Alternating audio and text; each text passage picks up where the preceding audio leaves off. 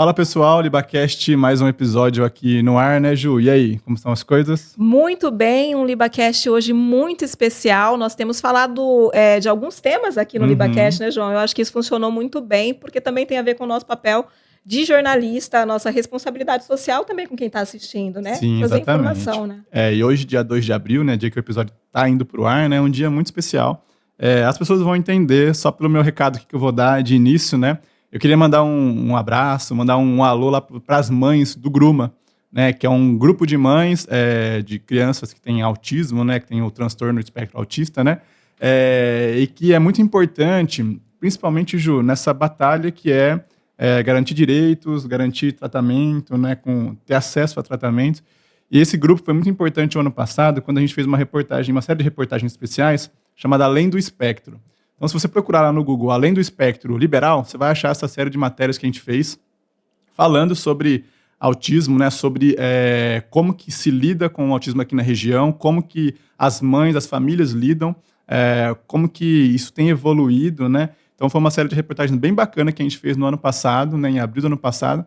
Está disponível para todo mundo assistir, acompanhar nas redes, né? Aliás, vale muito a pena revisitar, né? Quem leu, ler novamente, tem muita informação importante, tem muita coisa que todo mundo precisa saber, enfim, realmente até parabenizo a equipe do Liberal. Sim, foi né? a Ana Carolina Leal, né? Ana a Carol muito fez a bom, muito matéria. bom mesmo essa série de reportagens. E falando em mães, né? Aproveitando que você mandou um abraço, também quero mandar um abraço aqui para a Aline Cabral. Ela está aqui com a gente, a Aline trabalha conosco no Liberal. E olha, vou ter que contar, não vai ter jeito. Ela é mãe de um dos nossos entrevistados de hoje, mas não tem nepotismo aqui não, viu? Porque o rapaz realmente sabe do que vai falar. Nos 5 minutos ficou aqui, já provou que está aqui. Já entende, provou, né? muito jovem, mas muito expert no assunto sobre o autismo, enfim, que é o que a gente vai falar agora.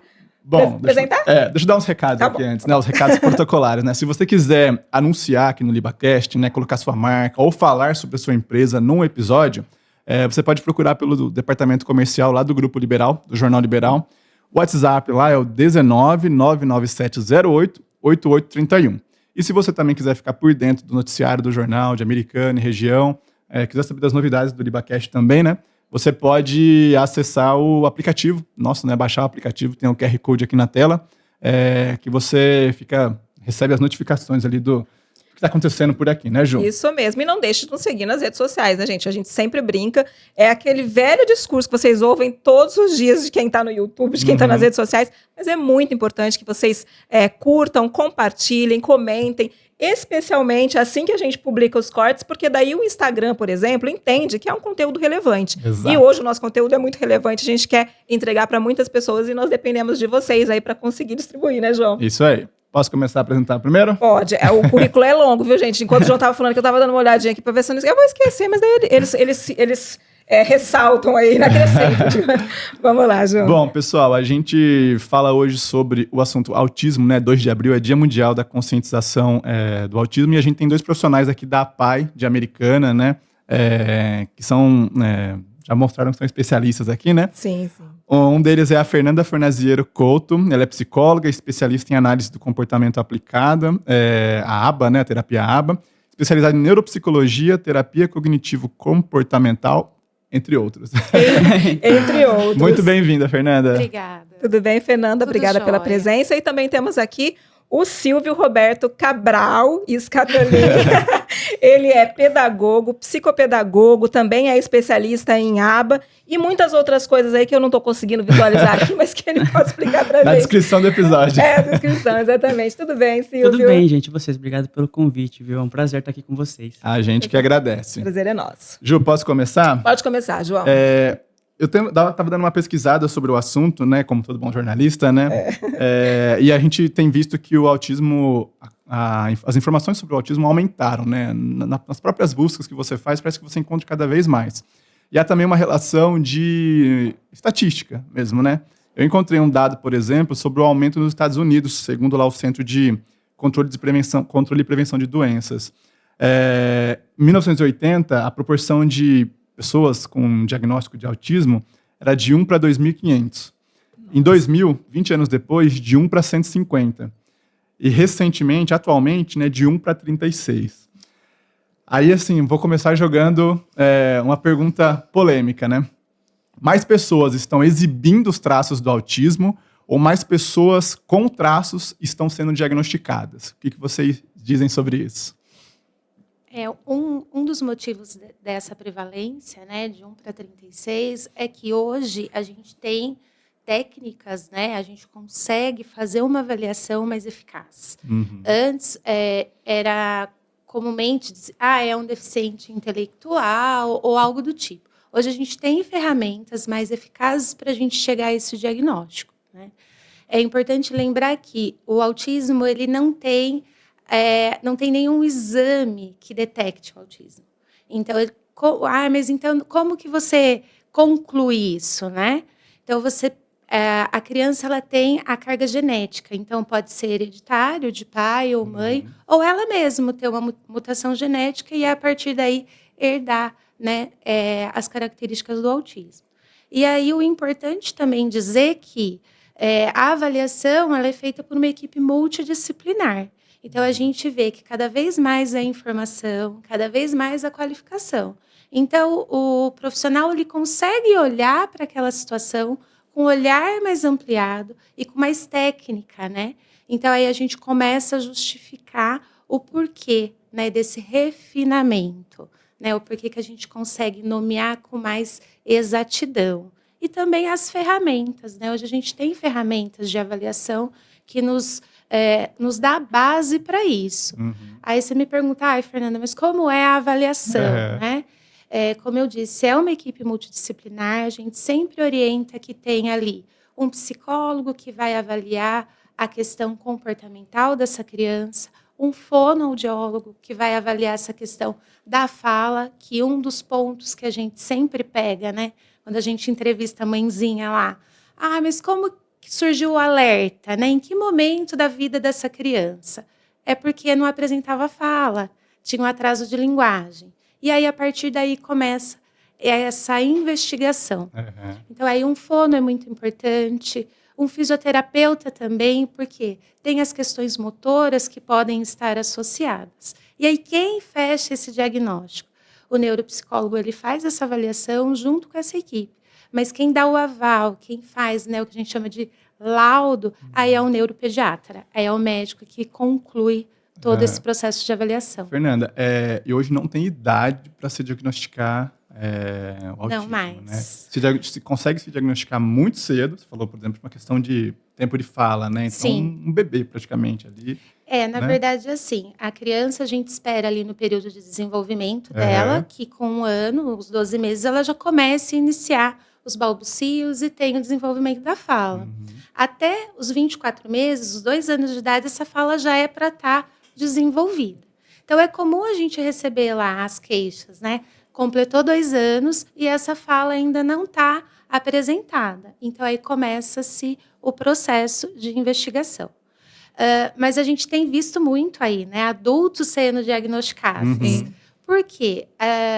Tem adultos que foram se adaptando ao meio, né? Quando a gente fala ali um nível de suporte leve, ele foi se adaptando. É aquela criança que era criança tímida na escola, que não queria participar, que tinha um pouco mais de dificuldade. Hoje, na vida adulta, a gente tem um pouco mais de entendimento das classificações e aí começam a ter o que a gente chama de diagnóstico tardio. Entendi. Aliás, eu acho que o diagnóstico tardio, ele é extremamente importante, acho que até mesmo para uma autopercepção dessa pessoa, né? Porque às vezes ela pode ser que ela se sinta diferente, né? Mas ela não sabe necessariamente o que está acontecendo, né? Então, o diagnóstico tardio, eu percebo que ele serve mais para uma autopercepção mesmo. E a partir dali, conseguir entender qual que é a defasagem daquela pessoa em determinado tipo de área, né? E aí eu acho extremamente importante. E esse diagnóstico tardio, ele o laudo vem da mesma maneira que vem de criança também? Os critérios de avaliação, ele segue o mesmo, né? Que é a questão da dificuldade de socialização, algumas questões sensoriais que essa pessoa pode ter, que aí você vai respeitando para elencar e colocar ali como o diagnóstico de TEA ou não. E é muito importante, às vezes você tem o contato com um adulto que recebeu esse diagnóstico e os relatos que eles trazem de que, nossa, tirei um peso, né? Não era culpa minha porque eu não me socializava na escola, não era culpa minha porque eu não gostava de comer tal alimento. Então, acaba tirando um peso e a adaptabilidade dessa pessoa na vida social acaba funcionando de uma forma mais eficaz, mais tranquila. Eu estava lendo justamente um artigo de um pesquisador de 53 anos que ele se descobriu, né, autista, e ele falou que, um pesquisador científico, ele estava numa revista, e ele falou, olha, isso me ajudou no meu próprio trabalho, né, de entender ali, muitas vezes, como abordar alguns assuntos científicos de uma outra visão, né. Então, realmente, eu acho que a informação tem feito muita diferença, né. Quando vocês, lá na PAI, vocês recebem essas crianças, o que os pais dizem, assim, quais são os sinais que eles apontam e que fazem sentido de que pode ser uma criança que tenha ou que seja autista, ou que não fazem sentido, é apenas, às vezes, uma encanação ali, um falso alarme? Normalmente, quem dá o primeiro alerta é a escola, né? Que aí tem a régua ali de outras crianças, então é muito comum que a escola peça uma avaliação neuropsicológica dessa criança, do desenvolvimento e tudo mais. É o primeiro alerta. Aí encaminha para o neuropediatra para entender o desenvolvimento dessa criança, ele está dentro da linha esperada ou não. E aí vai para uma avaliação, que a gente chama de avaliação neuropsicológica, e aí tem alguns critérios, né? O primeiro de tudo, quando a gente recebe uma criança para avaliação, a gente vai checar ali o que a gente chama de QI, a gente vai ver a questão cognitiva dessa criança, que aí o meu amigo aqui, pedagogo, tem mais habilidade para falar sobre isso. Então, nessa questão de crianças, né, a escola ela sempre tem, no currículo infantil, né, da BNCC, que é a base, né, curricular do Brasil, né, o primeiro componente curricular é o eu, o outro e o nós, né? Então, assim, a partir do momento que você precisa necessariamente interagir e tem uma criança que, de fato, ela não tem essa interação social, não tem intenção comunicativa, não apresenta o brincar funcional, dentre outras coisas, a escola sempre tenta encaminhar realmente, primeiro passa para a família, né? A família concordando, a gente consegue encaminhar depois para uma instituição especializada. Como que é importante o papel da escola, né, nesses anos iniciais, e também até o preparo dos professores para identificarem, né, essas características que pode, de repente, levar esse diagnóstico, diagnóstico, né, que é o que você estava comentando também, né? Posteriormente, eu acho que é importante a postura do docente, né, na questão ele precisa ter uma causa de justiça social, uma formação voltada para a justiça social. Ele precisa necessariamente se incomodar com uma criança que não está interagindo, com uma criança que não está brincando, e precisa investigar de fato, porque às vezes pode ser uma questão familiar, pode ser uma questão do espectro, pode ser diversas questões, mas eu acho que é extremamente importante o docente, a instituição também, a escola, né, e os agentes que compõem, conseguir dar esse suporte mesmo para a criança, né, esse olhar de cuidado mesmo.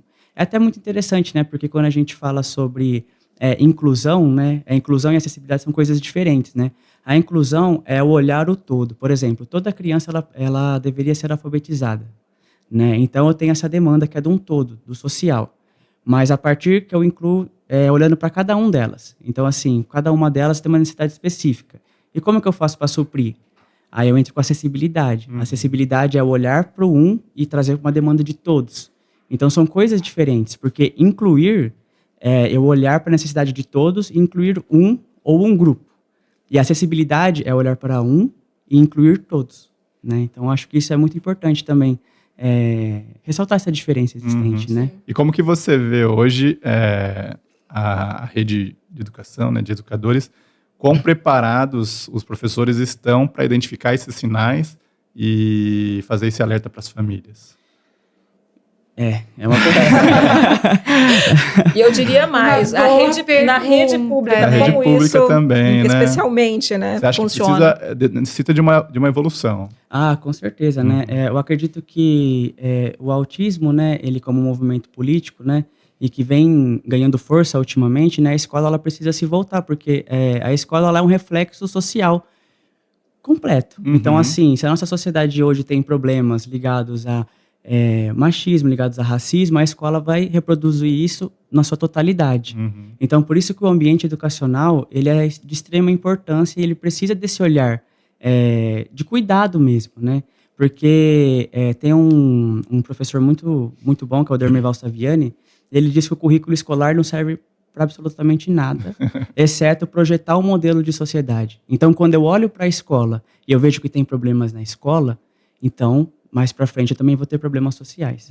Então, eu acho que é sempre muito importante a escola, principalmente pública, né, conseguir agentes capacitados, né, trazendo também a elaboração do PEI, que é o Plano de Educacional Individual, né, não somente para aqueles que precisam de adaptações curriculares, mas para todos os alunos, para a gente conseguir cada vez mais filtrar e tentar atender a necessidade de cada um.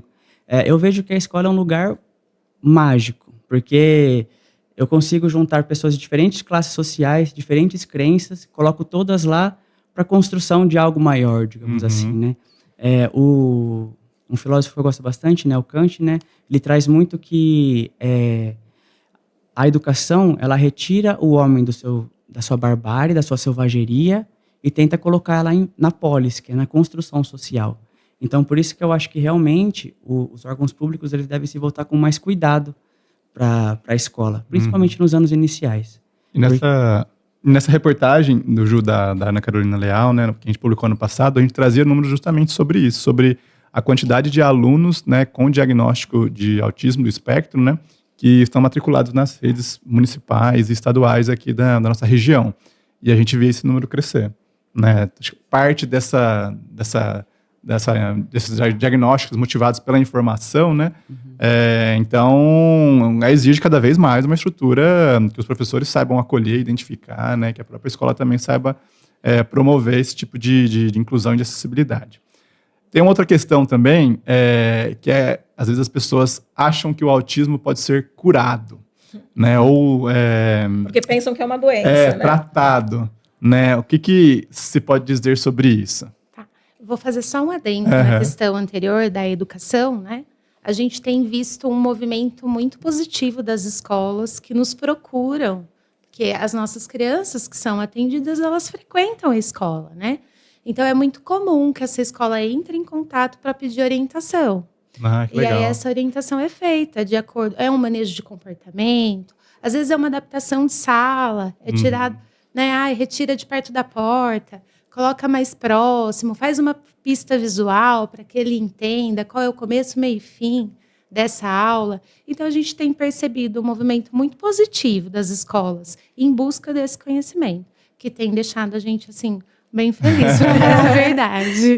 É uma demanda maior, mas deixa a gente com o coração quentinho. Mas a Americana tem tido muitas iniciativas, né, sobre isso, né? E eu acho que até a participação do Gruma, né, das mães que estão sempre cobrando, acaba ajudando, né? E aí, retomando a pergunta, né, a questão da cura. A gente sempre vai pensar na criança na qualidade de vida. E essa qualidade de vida estendida à família, né? Então, a gente vai trazer para essa criança e para essa família condições, né? A gente vai moldar um comportamento, que é o que a análise aplicada do comportamento vem trazer, né? A gente vai ensinar essa criança como que ela vai funcionar em determinado meio. E aí a gente replica, né? Faz uma psicoeducação com essa família para que ela replique em casa também. Então, assim, é a cura? É a adaptação ao meio. Então, tem criança que tem uma necessidade de adaptação X, tem criança que tem a necessidade de outra adaptação. Né? A gente não consegue comparar uma criança com a outra, elas são únicas. E aí cabe o profissional olhar e entender, né, o que cabe a essa criança, e aí a gente vai pensar nela com uma qualidade de vida. O que eu posso dar para que essa criança tenha uma melhor qualidade de vida. Fernanda, dentro disso, né, a PAI é uma grande referência. Você estava falando que as escolas, né, têm procurado vocês também acabam multiplicando esse conhecimento, levando consultoria para outras APAIs de todo o estado de São Paulo. Eu queria que você falasse um pouco sobre o trabalho que a APAI oferece em relação ao autismo, inclusive com os espaços específicos que tem em Americana, que são 3, né? Isso. Enfim, conta pra gente um pouco sobre isso. Hoje, um dos nossos serviços são os treinamentos, né? Treinamentos de capacitação, e eles são voltados tanto para profissional da educação, como profissional da saúde, e também consultoria. A gente está aqui com o espaço, né, que faz o atendimento ABA, ele é referência aqui na região. Até convido quem quiser conhecer lá. É bonito de ver e de viver, né? Onde que fica, Fernanda? Aqui na APAI é a... Rua Abraim Abraão, número 97. Isso. Na frente do Parque Ecológico. Isso, do lado do Senai. Do lado do Senai, na frente do Parque E Ecológico. fora isso, a gente tem mais 2 espaços, que é o Espaço Teia, que aí ele vem com uma proposta diferente de atendimento. Ele é uma casa funcional, então ali a gente vai trabalhar com essa criança atividades de vida diária, né? Que é uma criança que tem uma necessidade aí de aprender um escovar de dentes, um organizar uma mochila, um dobrar uma roupa. E também tem um outro espaço, que é o núcleo multidisciplinar, que ali a gente tem também os profissionais, né, especializados, e além de fono, terapeuta ocupacional, psicólogo, fisioterapeuta também, né, a gente tem neuropediatra e psiquiatra. Então, acaba sendo um centro de atendimento ali, onde a gente consegue ver a criança como um todo. E tem um evento que vai acontecer no próximo final de semana, né? Que tem a ver com isso, né? Isso, tem uma corrida, né, que vai acontecer. Uma caminhada, né? Uma corrida de caminhada. A caminhada é no dia 6 de abril, né? Esse final de semana, né? É no domingo, às 8h30. Quero convidar todo mundo, né? A gente tem como ponto de partida ali o CCL e a gente se dirige até a APAI. Então, como é um movimento que a gente precisa cada vez mais, né, divulgar, a gente agradece o espaço. E ter mais gente perto, né? Eu recebo relatos de pessoas que não conheciam o autismo, que não tinham convivido com uma criança autista ou até mesmo um adulto que recebeu esse diagnóstico tardio. E a partir do momento que a pessoa começa a conhecer, a passear nesse cenário, ela entende a necessidade de apoio de causa. Né? Então, eu convido todo mundo, né? Quem puder, quiser fazer uma caminhada, tomar um solzinho, vem com a gente. Dia 6, 8h30. Abraçar a causa. Né? Aliás, queria saber de você, Silvia, qual que é a importância? A gente ouve falar, dia disso, é dia daquilo, tal. De fato, qual que é a importância de ter um dia mundial de conscientização para o autismo, assim? Eu penso que, como se fala, de conscientização, né? É de fato a gente voltar a nossa atenção para aquele público. E a partir do momento que a gente se une, né? Porque a caminhada do autismo, ele não é somente para as pessoas autistas, né? É realmente um movimento social para que todos se voltem para aquela causa, né? E consigam, quem for e realmente não tiver contato com crianças, conversem com as mães, para você conseguir conhecer como que de fato é a realidade ali. Porque às vezes a gente faz muito juízo de valor. E eu acho que a gente conhecendo a causa, fica mais fácil da gente abraçar ela, né? Então, eu vejo isso como um movimento social, né? E espero que de grande massa, né? Que realmente as pessoas abracem.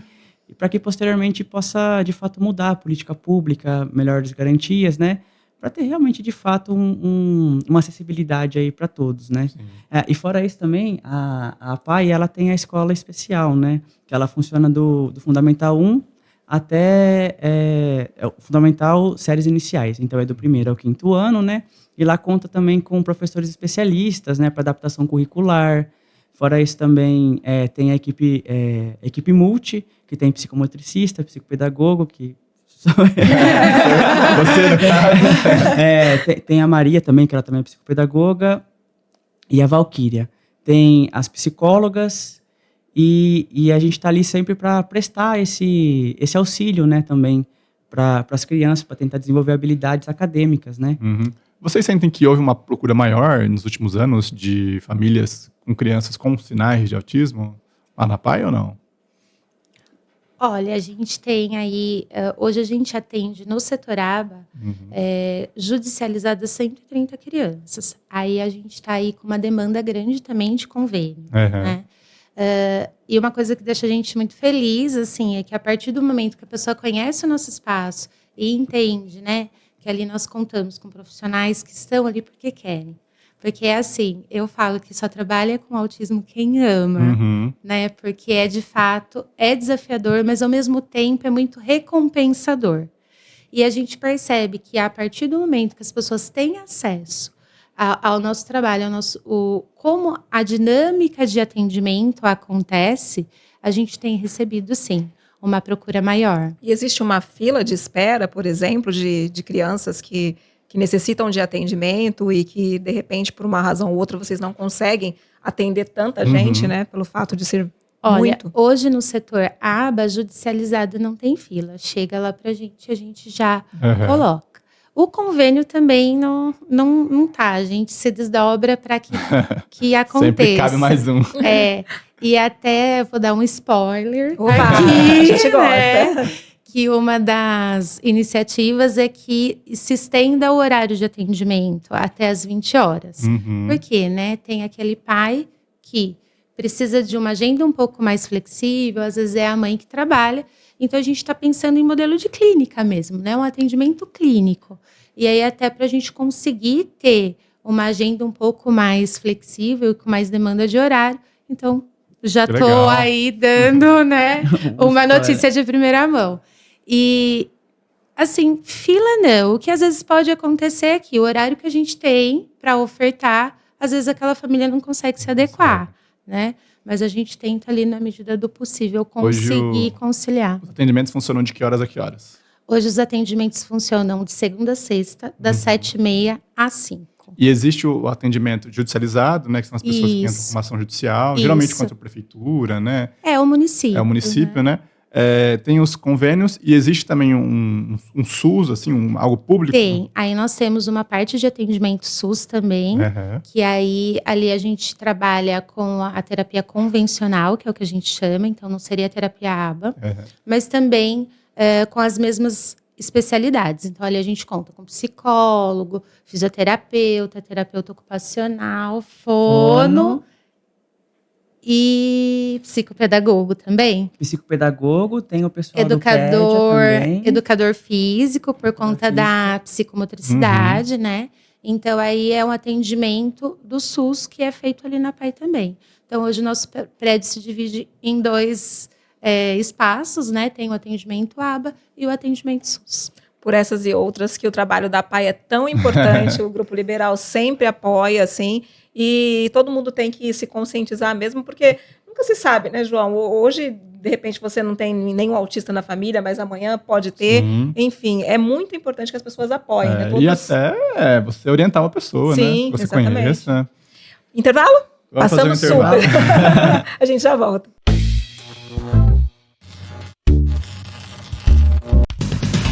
Quer ficar por dentro das notícias de Americana e região, do Brasil e do mundo? Assine O Liberal. Entre em contato pelo WhatsApp 19992774145.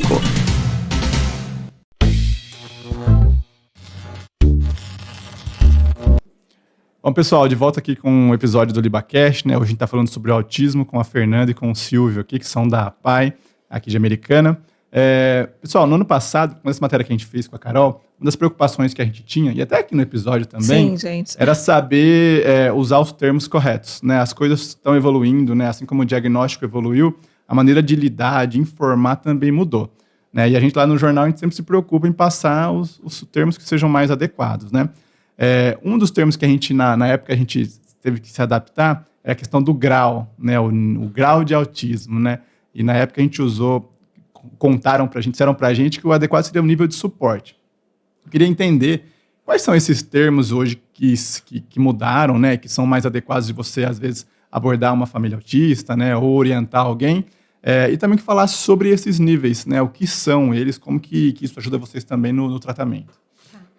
Recentemente, a gente teve aí uma mudança de nomenclatura, tanto é que se você for procurar uma mãe e dizer, seu filho é autista, né? Ela vai dizer assim para você, ele é nível 1 de suporte, ele é nível 2 ou ele é nível 3.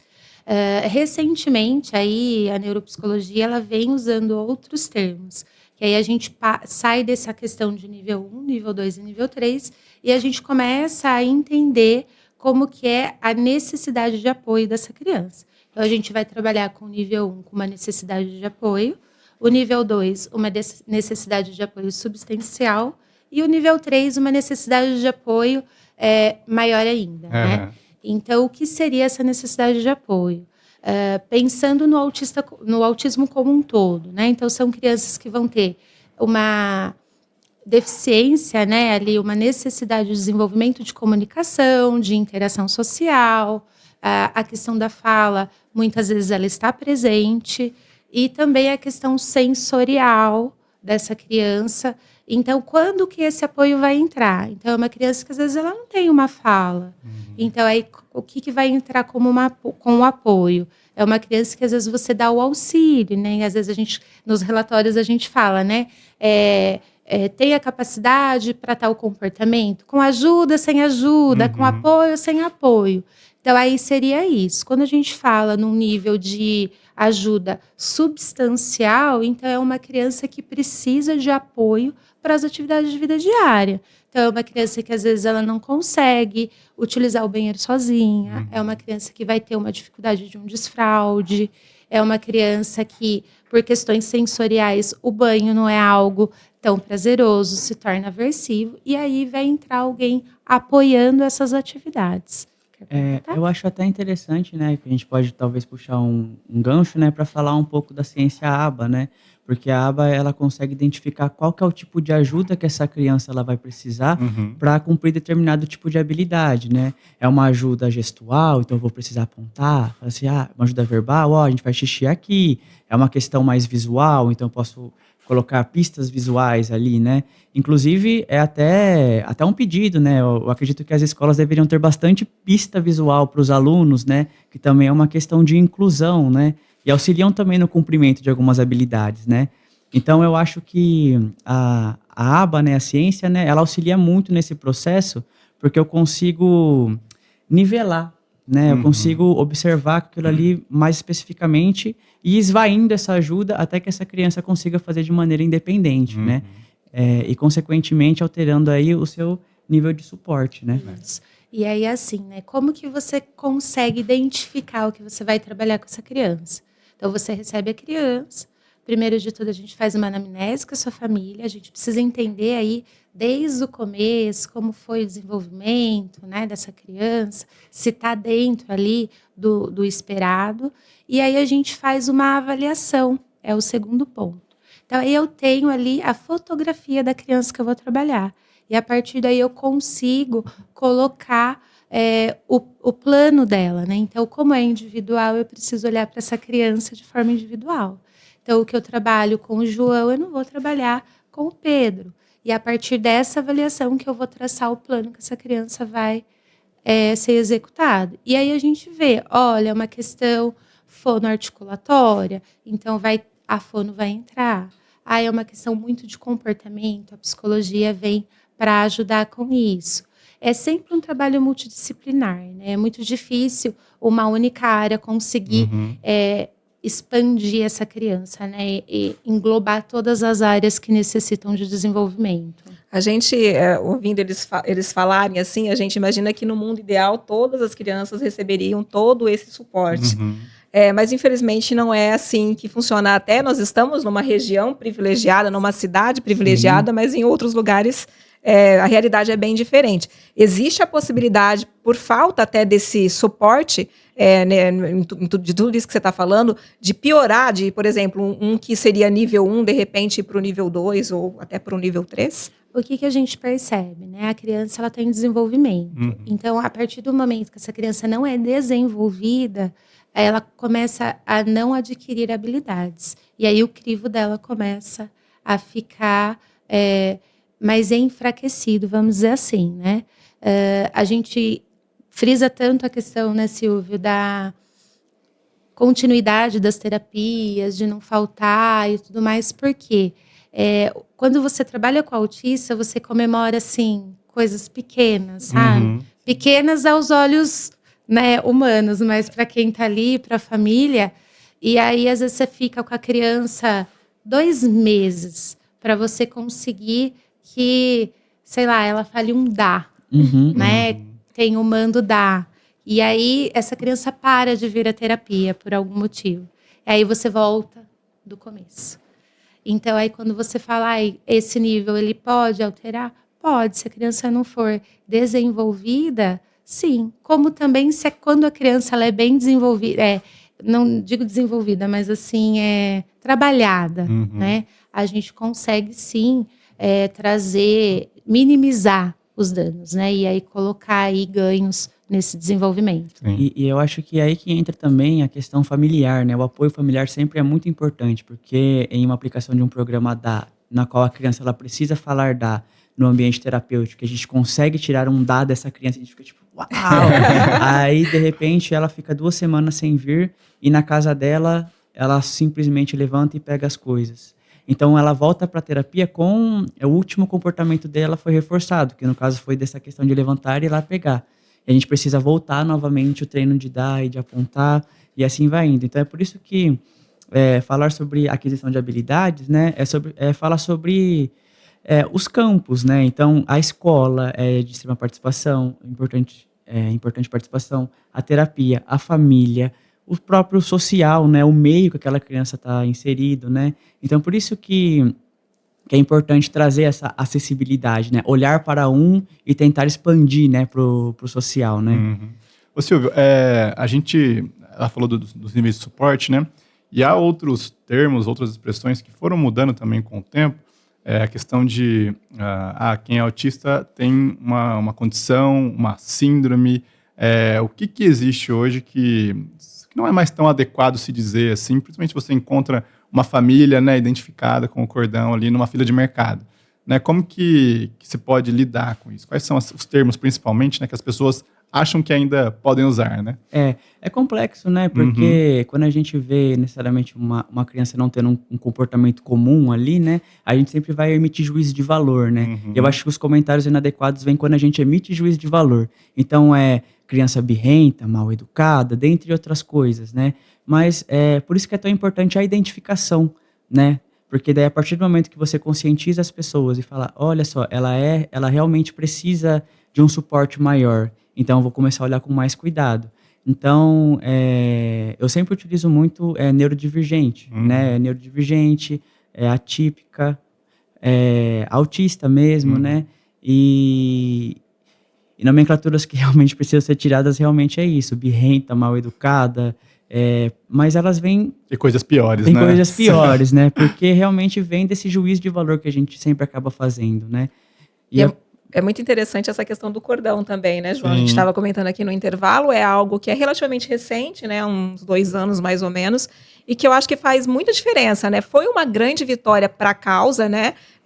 Acho que vocês devem saber do que eu estou falando, é aquele cordãozinho de identificação que quando você vê uma criança ou até mesmo um adulto usando, você já sabe ou que ele tem... no estacionamento, né? Estacionamento, exatamente, que ele tem autismo e que pode ser que em determinadas situações ele tenha um comportamento um pouco diferente, né? Que vai disso que você estava falando, de repente a gente fala, é birrento e tal. Além desse cordão, a causa do autismo teve outras vitórias importantes, significativas em relação até mesmo à sociedade entender melhor, se conscientizar melhor nos últimos tempos? Eu percebo que no âmbito de política pública, né, então as filas prioritárias, até mesmo a questão do estacionamento, né, entender que eles têm um tempo de espera um pouco menor, né, e suprir essas necessidades, né, e eu vejo que como a causa aumenta, o olhar político também se volta para eles, e a partir dali surgem novas políticas públicas. Por exemplo, a gente tem aqui no Brasil, né, a LDB, né, que é a Lei de Diretrizes e Bases, e ela exige a sala de recursos, né, no âmbito educacional estadual municipal, por exemplo, né? Então, é uma vitória também a ser comemorada, né? E é interessante aqui na Câmara, inclusive, tem um vereador, né, que é o Leco, que ele defende essa causa. Sim. Né? E é muito importante. Às vezes você tem algo em nível nacional, né, mas, poxa, tem um político, né, um vereador aqui também defendendo isso a nível local, que são, às vezes, pequenas mudanças. Você tem uma lei para implantar uma vaga específica ali, né, exclusiva para um estacionamento, ou colocar um cartaz ali num lugar como supermercado, um shopping, né? Faz muita diferença essas pequenas mudanças locais também, né? Hoje, além do cordão, a criança tem a carteirinha, né? Também, né? Do autista. E isso a gente sempre orienta a família que ande com essa identificação, né? Porque às vezes a criança, até por questões sensoriais, ela não aceita o cordão, né? Então, aí tem a identificação para ser mostrada, porque ela tem alguns direitos, né? É espera de fila, então hoje já é comum. Você vai no supermercado, a questão prioritária está ali, né? Da criança autista, essa família que acompanha, no banco também. Porque é muito comum você ver a mãe do autista, ela sai do mercado de trabalho para se dedicar a essa criança, e aí aonde ela vai, ela leva, né? Ela vai no mercado, ela leva, ela vai no banco, ela leva, e aí essa criança está com ela a todo momento. E é uma criança que, às vezes, o tempo de espera, pra gente, vamos combinar, né? Esperar em fila já não é agradável. Sim. Então, uma criança que, às vezes, tem essa dificuldade de percepção do todo, de entendimento do que é o abstrato e o concreto, então se torna um pouco mais difícil mesmo. Gente, como que é a relação do trabalho que vocês fazem com a mãe, né? A gente estava comentando assim, a importância da mãe. Normalmente a carga acaba ficando mais pesada, mesmo que seja, né, uma família que seja bem estruturada, a carga acaba sendo mais pesada para a mãe. Existe também um acompanhamento, porque uma vez eu vi uma mãe de autismo dizendo que quando veio o diagnóstico, ela teve uma sensação de morte, porque tudo aquilo que ela tinha sonhado para o filho dela, né? Que ela tinha planejado, que ela tinha idealizado, talvez o filho nunca conseguisse, né, alcançar. Existe um acompanhamento especial também para essa mãe, um suporte emocional também para ela? Existe. Assim, quando a gente tem esse contato com essa mãe, a gente tem que ter muita empatia e sensibilidade, né? Porque assim que ela pega esse diagnóstico, ela vai viver o momento do luto. Porque, com certeza, não foi o que ela desejou, né? E aí ela tem um período de adaptação, e aí esse período é o momento que ela vai entender sobre o assunto também. Lá a gente, na APAE, tem um espaço de acolhimento, né? Qualquer momento que você chegar lá, você vai ver que as mães estão lá sentadas, né? E elas levam café, elas tomam café juntas, porque elas ficam um tempo grande enquanto os filhos estão em terapia. E junto a isso tem alguns serviços. Então hoje lá na APAE elas fazem yoga, que tem uma profissional que vai lá para atendê-las. Tem roda de conversa, que o pessoal ali da assistência social promove. Então, tem um olhar voltado. Fora isso, a gente acaba acolhendo também, né, em cada devolutiva e orientando. Eu percebo que esse acolhimento, né, estava conversando com uma mãe, né, e eu percebo que trabalhar com autismo realmente é ressignificar constantemente várias coisas, né. Recentemente, conversando com uma mãe, eu falei que eu ressignifiquei o amor, né? Porque, assim, é muito fácil eu amar a minha mãe, entendeu? Porque a minha mãe, ela tá sempre ali comigo. Eu sei que a minha mãe sempre vai se esforçar e dar o melhor dela mesma. Então, ela vai cumprir com o que eu espero. Agora, essas mães, né, que elas sofrem, né? Porque sofrem maus olhares, né? São julgadas o tempo todo. Então, ela ressignifica o amor pela criança, porque ela sabe que aquela criança em algum momento vai desapontá-la, mas mesmo assim ela não deixa de fazer as coisas.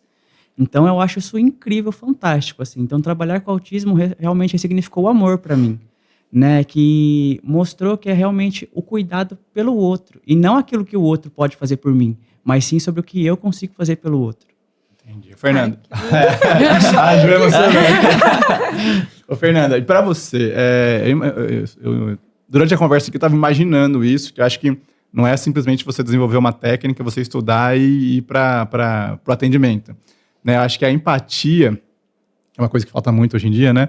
É fundamental para essa profissão de vocês, né? Para essa função de vocês. Como que você lida com isso também, né? Na hora de atender uma criança, na hora de acolher uma mãe, na hora de ir para casa e dormir pensando no trabalho. Porque não é todo mundo que tem esse... Não é todo mundo, eu tô entrevistando e chorando. Eu falo assim, que não foi eu que escolhi o autismo que me escolheu, né?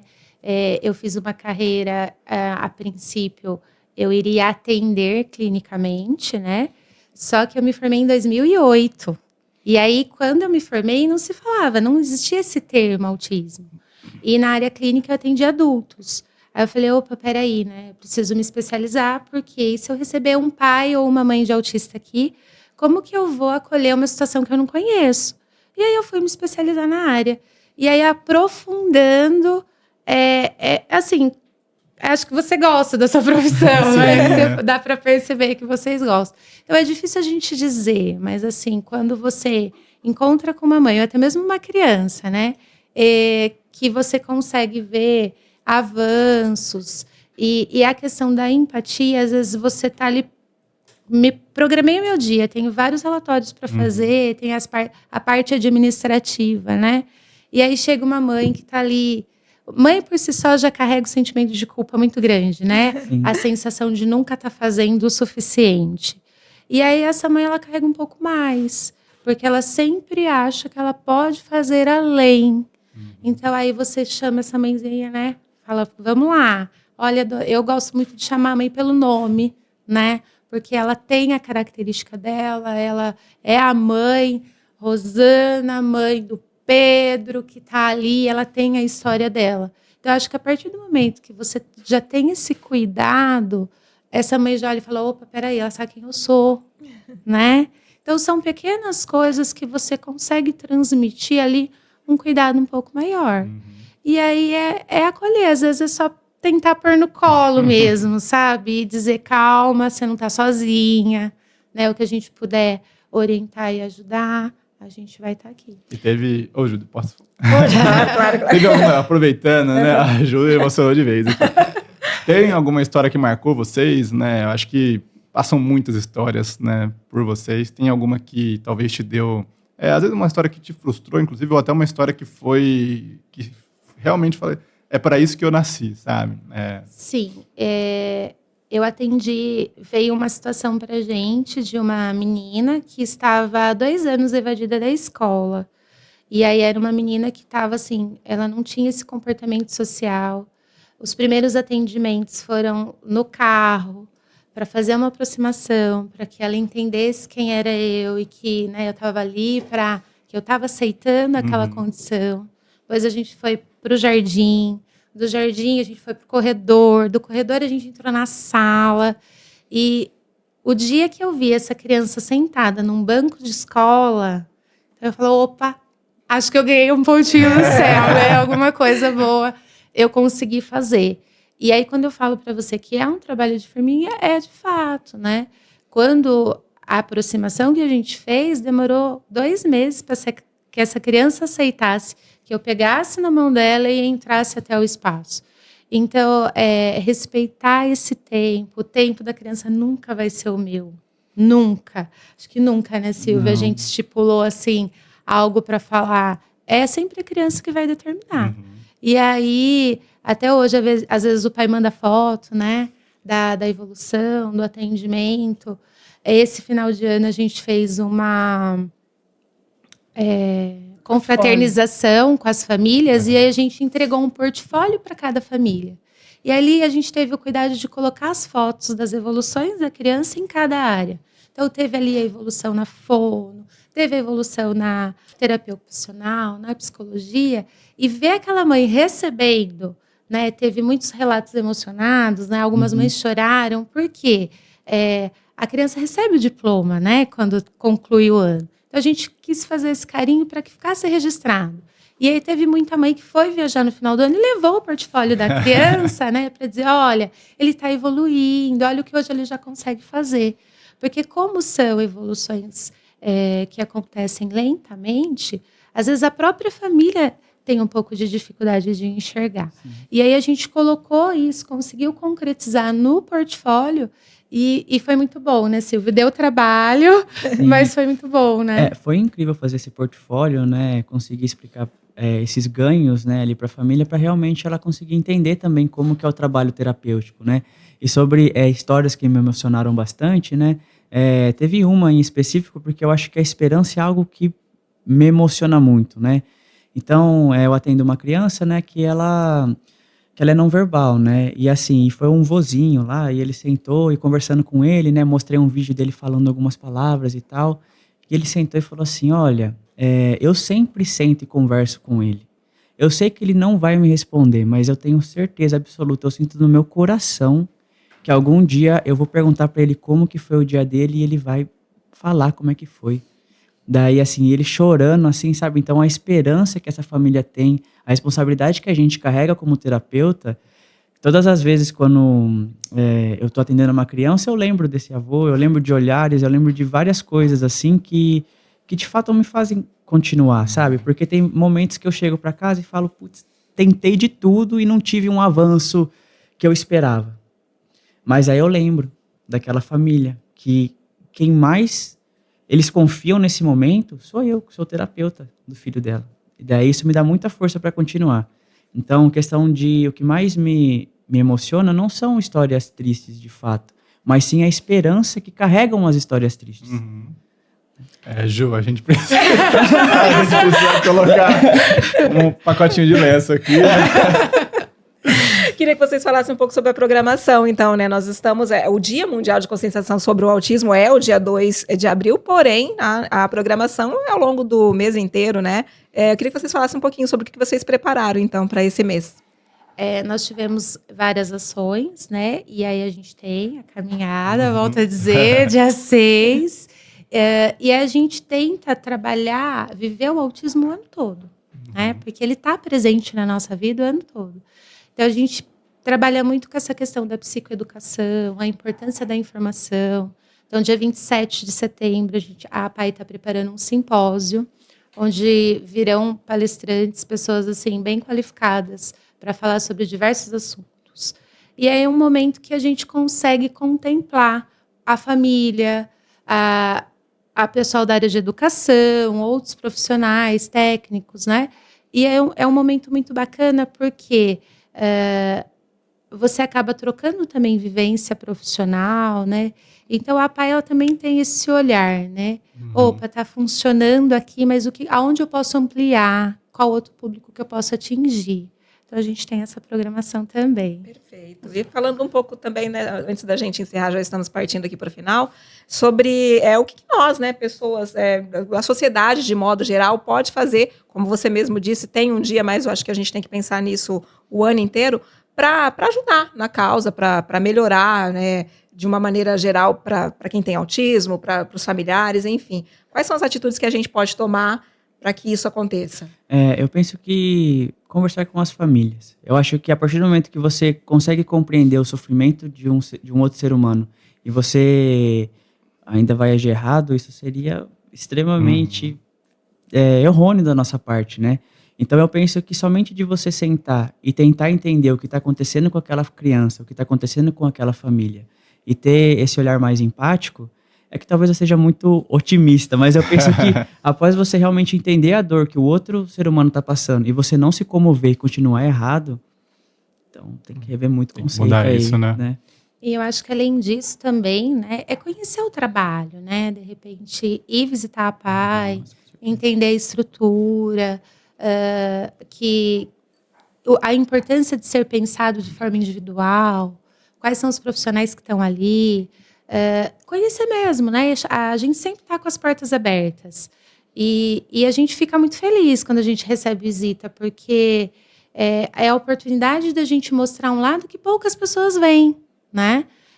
Recebi uma mãe essa semana e que também me emocionei bastante, que ela veio de uma outra cidade e a gente mostrou toda a estrutura de atendimento, como funcionava, e aí depois ela me falou, nossa, antes ela era atendida numa clínica e não tinha essa estrutura. Então, a gente convida a conhecer mesmo, né, o trabalho, entender como é o atendimento, que aí quanto mais você conhece, mais você ajuda a divulgar, né?